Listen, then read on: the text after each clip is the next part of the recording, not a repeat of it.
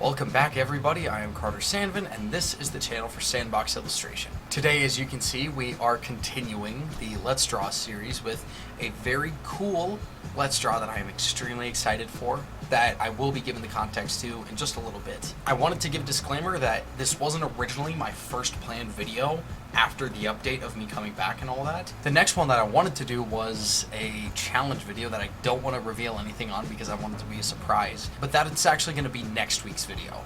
Next week is going to be my challenge one, but this one, I really had this idea for a Let's Draw and I really wanted to do it. I was too impatient, so we're going to be doing it today. This tattoo is really itchy, bro. It's starting to heal, and so it's got all the the gross flakies on it.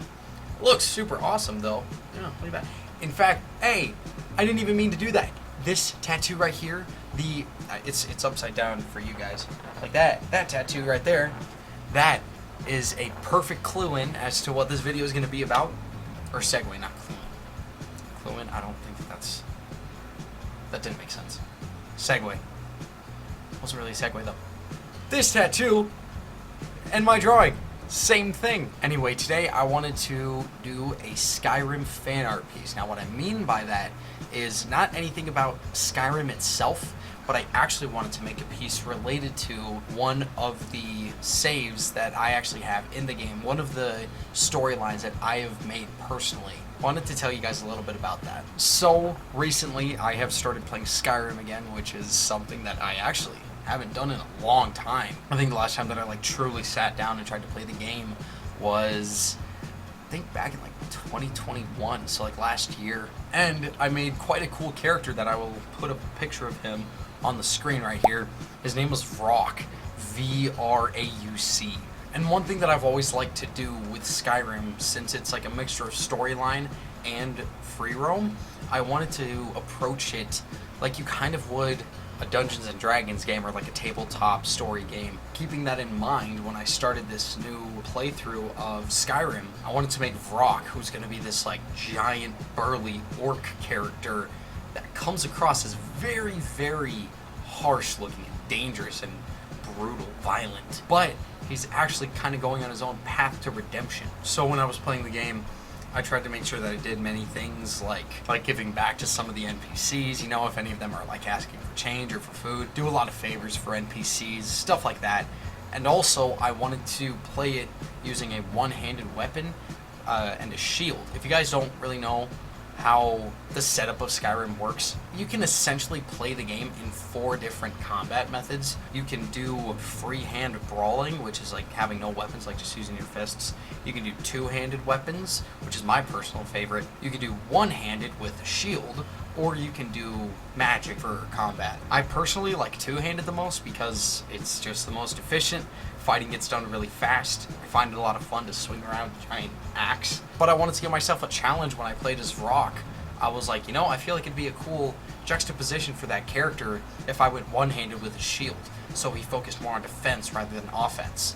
And the more that I was playing this character, seeing how he was developing, I thought it would be really cool to give him my own little backstory, kind of a twist on the game. So I came up with the idea that Vrauc was actually the most notorious killer in all of Tamriel. He's gone to every continent and has slaughtered people. He's got numbers up in the hundreds, if not 1,000 at this point. He's taken down all of the largest factions and groups in this entire world, so figures like the Dark Brotherhood, which is the main group of assassins, the Thieves Guild, you've got the Companions, which are warriors. Just an absolute, devil on this entire land. Eventually, he does finally get caught, and when he gets caught, that would be the beginning of the game, where you are a prisoner about to be executed. But then a dragon lands, you soon discover that you're the Dragonborn, this huge legend, and Vrauc eventually would realize that he now has something that is beyond himself.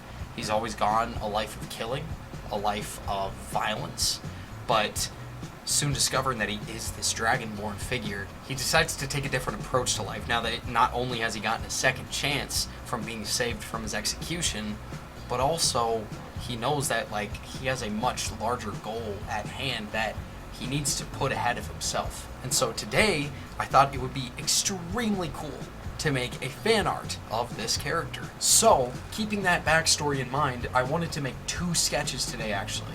I wanted to make one of Vrauc when he was in like the prime of his murdering rampage, and then the second one would show him in his new state. So when I played as him, he had a shield and just an axe, and he had very clean looking steel armor on him.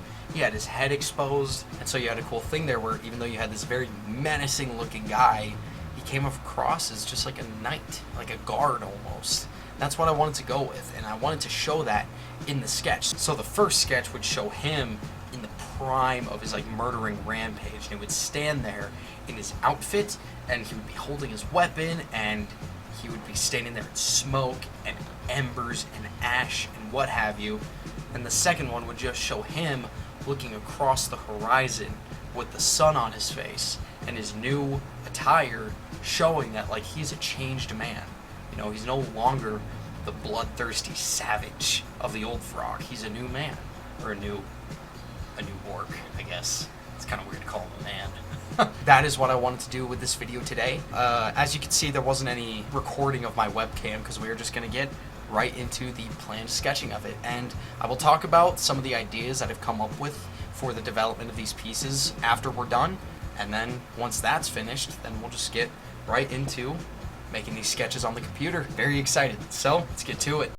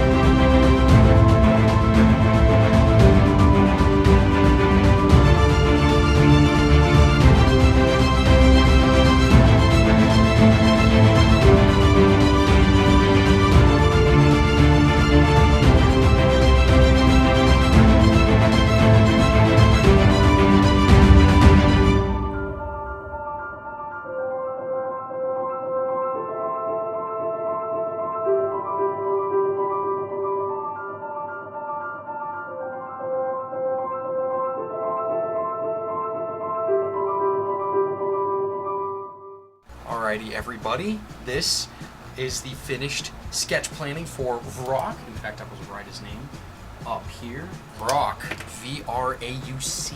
So we're just gonna go through everything that I did here. I did not do any like experimenting necessarily with different types of outfits.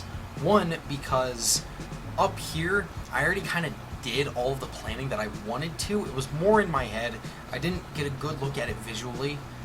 Not that that's a bad thing to do. That is definitely a good habit to get into when you're designing a character and you want multiple ideas to be fleshed out. That's a good thing to do. However, here, because I'm already going off of a pre-existing story and a pre-existing character, I already kind of had an idea for what I was going for. So I just did the one sketch for the before picture of Vrauc.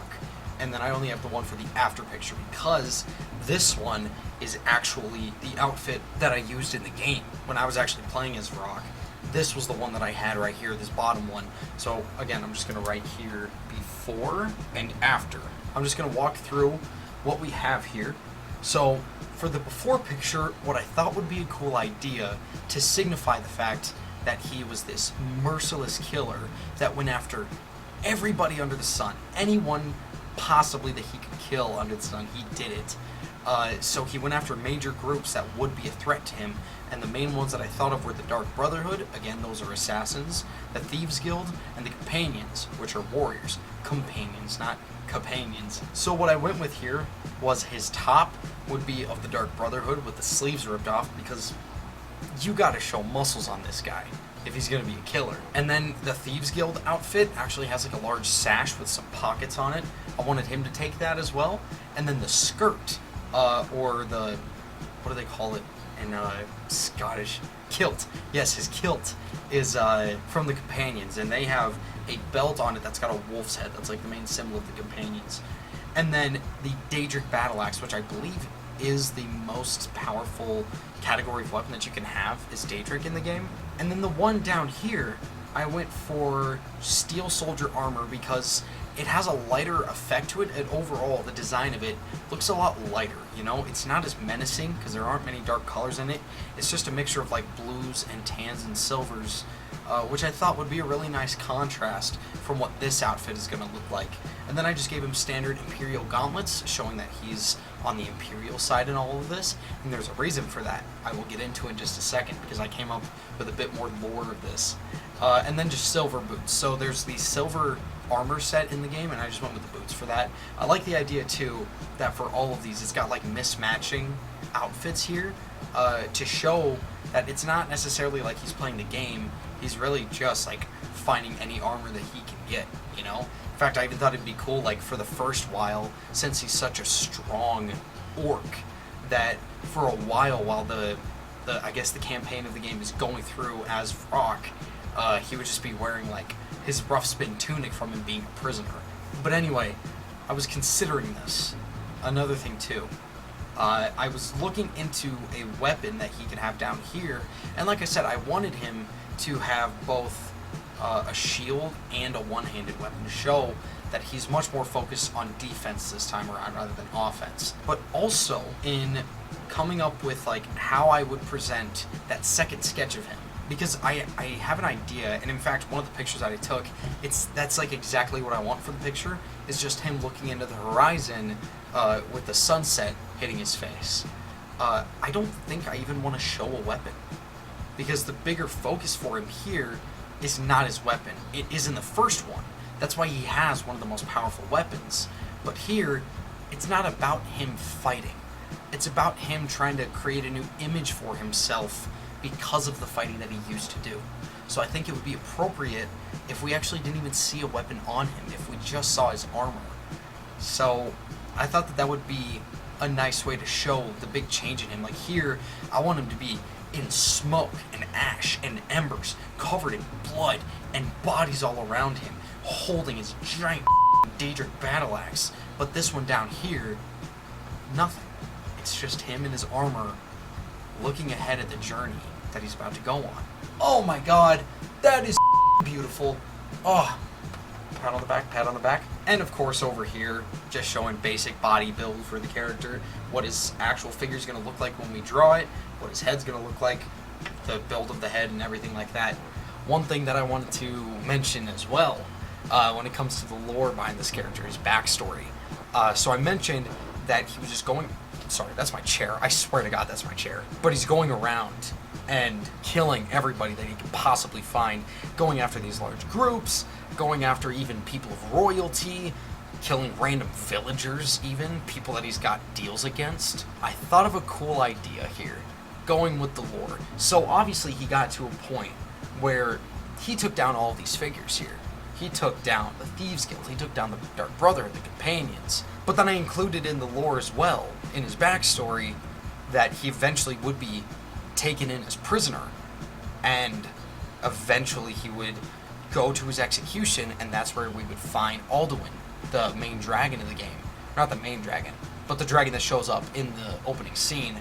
And then that's how the game would start for Vrauc. Him going on his journey, giving a second chance and all that. And I was thinking to myself, well, he's never had an opponent that he couldn't take down. How did they possibly get a hold of him? So I tried to come up with a scenario to where he could actually be neutralized in some way. Now, you can't neutralize him physically, because look at him. But you could neutralize him strategically and almost psychologically. And I thought of a really cool idea. If you guys don't know, the reason that the Imperials and the Stormcloaks are at war in Skyrim is because... Hey dudes, this is Carter with a little post-edit remark to make. So I looked into the actual lore of this game as I was talking about it in this video, and I realized I was like slightly wrong. For any diehard Skyrim fans out there, the civil war between the Stormcloaks and the Imperials didn't start because he killed Torrig. That was like sort of the nail in the coffin, but overall the Stormcloaks were just rebelling because they didn't want Skyrim to be part of the Empire. That's the reason why. So if there was any mistakes there or miscommunication, just thought I would clear that up. And so I came up with a cool idea that actually Vrauc was also on his way to kill that same figure, and he's got it all planned out, about to whip out his Daedric battle axe, going to chop off Torric's head until he notices that, what is this? Ulfric's Stormcloak. He beat him to the punch. Ulfric's Stormcloak killed him before he even could. And this is actually the first time in Vrauc's entire career of killing that he's not been able to pull off a kill. And he's just kind of taken back. He's noticing, like, what just happened? And before that he could grasp the situation, let alone get himself out of there, guards had already showed up. And they saw Ulfric, and they saw Vrauc, completely separate from him, but still standing there. They know who he is. Everyone knows who Vrauc the Thrasher is. I just came up with that. Is that weird? I feel like Thrasher has been used for adult contexts. We'll say Butcher. Vrauc the Butcher. Vrauc the Slayer. Butcher of Tamriel. That's good. The Butcher of Tamriel. So they see him in the room, and they know that it's the Butcher of Tamriel. Going along with that, there's something that I wanted to emphasize with this. I was considering giving him a hood of some kind when he's actually in his, like, murderer stage. But I didn't want to do that because the type of figure that Vrauc is, the type of killer that he is, he's not one to hide himself. He's there to make his presence known. He's there to make a scene. He's there to spill blood all over. Vrauc would never wear a hood. Vrauc is literally wearing the armor of the people that he's killed. He's not trying to hide himself at all. Like, he's made his presence known. And of course, guards all over the land would know that this guy's out there. They just haven't been able to get his hands on him. Because everyone that has, he's killed. Can't swear anymore. He's killed. Have I sworn yet in this video? I'll just say this right now. If I have swore, I'm going to put in censored beeps or whatever. Okay. He's killed every single army or guard that has tried to come after him. So, like, they haven't been able to get him yet. This is the first time that he hasn't murdered everybody in the room. And this is their opportunity to finally catch him. I understand that, like, when you look specifically at the game, that doesn't make a bunch of sense, because when they ask about, like, oh, who are you? Obviously, from what I'm saying, everyone would know Vrauc. So, like, that part doesn't make sense, like the dialogue that you have with Hadvar. But I thought that that would be a cool way for me to almost rewrite Skyrim for myself and this character. This is turning out to be a really cool story, though. I'm very happy with how this has gone. And at this point, I think we just got to get to some drawing. So, like I said, there's going to be 2 sketches. The first one showing the Butcher of Tamriel, and the second one showing the Dragonborn. Vrauc the Dragonborn. Oh, that's awesome. Okay, I got nothing else to say. Let's get right into drawing.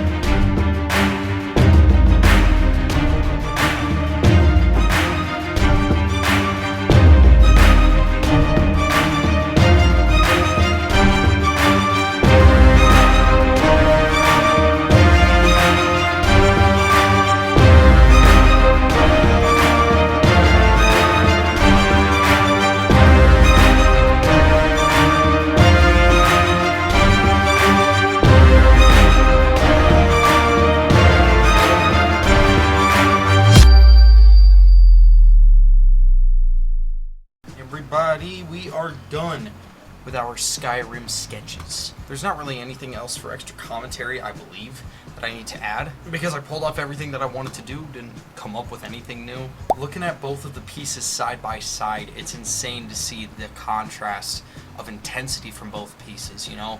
One has multiple colors going on. It's got so much in terms of a set piece going, in terms of, I guess, a little story going on throughout the piece.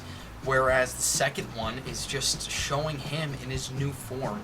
He's in a new environment, looking out, like I said, into the horizon, finally settling into his new role in life. One thing that I want to point out in terms of some artistic things, as you could see throughout both of these, I really tried to test out my new effects as much as I could. Fire doesn't look as good as I would want it to. It looks a bit flat. It looks a bit too much like a drawing of fire rather than fire, but we're definitely getting there. I really like the route that I went with most of it. The embers look amazing. The smoke, I didn't pull off as well as I wanted to because it looks a little bit too even throughout the piece. It doesn't look like sporadic ribbons of smoke flowing through the air. It looks just kind of like even sets of smoke flowing throughout different sections of the actual drawing. But the embers look exactly how I want them to. And then even the second one, the cloud looks really good, that large cloud in the back. And then you've got the fog coming over the mountains. I really like to, I've never talked about this a lot, but I love that effect that you get where the further that something is into your environment, the more that it blends into it. So I really try to pull that off with color when it comes to the landscape that my character is in. You've got the mountain there, and the further that you go back with each mountain, the closer that it is to the color of the sky. I really love that effect, and I wanted to pull that off here. Looking at another one too, the water in the base of it doesn't look as well as I would want it to, but it gets across exactly what I want. Again, no solid lines in the water because it's water. There isn't anything solid in them. That right there is a good way to think about it, is that water, not water, lines. Black lines, not water. Water represents solidity. No, black lines represent anything solid. Because if I'm putting black lines there, that means that that is an object that is right there and it has a physical presence and that needs to be represented through the black lines. Now, of course, there will be some exceptions. So like every now and then I'll put in like wrinkles, you know, those aren't necessarily anything solid. Or like I'll put scratches in clothes or like little intricate designs in clothes. That'll be the exception, but overall, anything that has a black line is anything that is just an object, and it is there, and it's going to be there like that. But anything else that's outside of that, whether it be something liquid, something gaseous, something very chaotic in its form, like fire, you know, that won't have a line. So the water, no black line. The clouds, no black line. Smoke, embers, fire, no black line. And that's really how I want those to go. Another one too, in the first Vrauc sketch, the blood has no lines on it. I considered for a second drawing in the blood, or at least outlining the blood, and then going to fill it in. But I thought about it and I was like, water doesn't have an outline to it, and neither does any other liquid or gaseous object. Why would blood? So I tried blood without it, and I think it came out very, very well. I think in the future I want to play a bit more with reflections on it so that you can get that liquid effect further out. So maybe putting in like an inner shadow effect, something like that. I just gotta say though, overall, I love these two pieces. I love the story that's come along with it, and I am super happy to call both of these finished products, and we'll just move on from here. So thank you guys so much for watching.